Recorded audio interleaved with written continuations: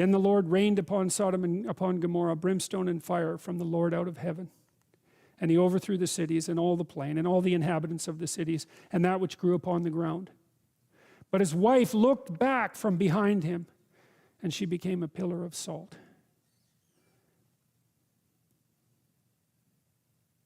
No nostalgia for catastrophe.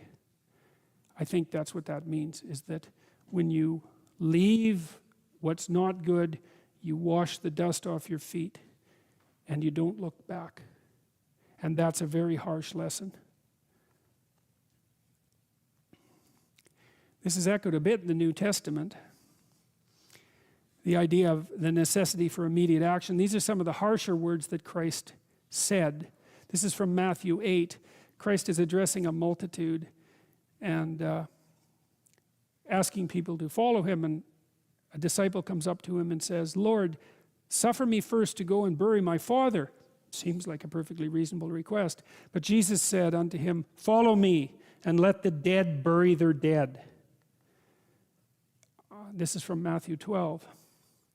While he yet talked to the people, behold, his mother and his brethren stood without, desiring to speak with him. Then one said to him, "Behold, thy mother and thy brethren stand without, desiring to speak with thee."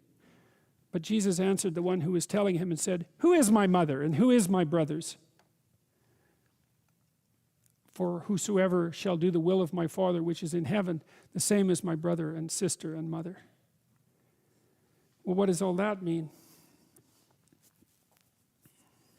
It means that there's no excuses whatsoever for not getting up and getting at it. That's what it means.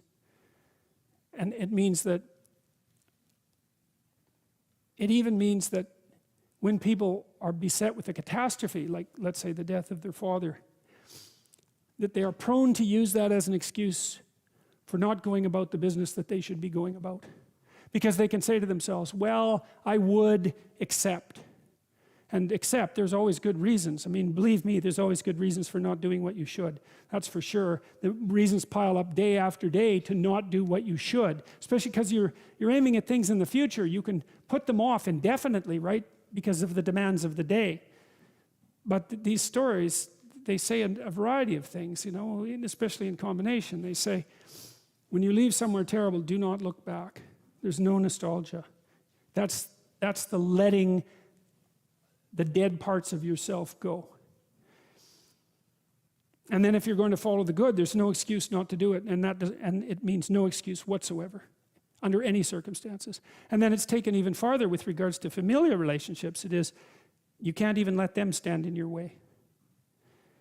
And I think that's all true. And I think I've seen virtually all of that in my clinical practice. Like, there's no excuse whatsoever for not getting at what it is that you should be doing. And I think there's something else that's going on here, especially in the New Testament stories, which is even maybe worse, which is it's absolutely reprehensible to justify your inaction with a catastrophe that extracts mercy from other people, right? There's a tricky game that's going, well, of course I can't do that. Look at the terrible thing that's just happened to me. It's, yeah, okay, I understand. You're absolved of any necessity to move forward because of your current catastrophe. It's like, well, actually you're not. And it's rather rude of you to use it as an excuse. And it's certainly counterproductive.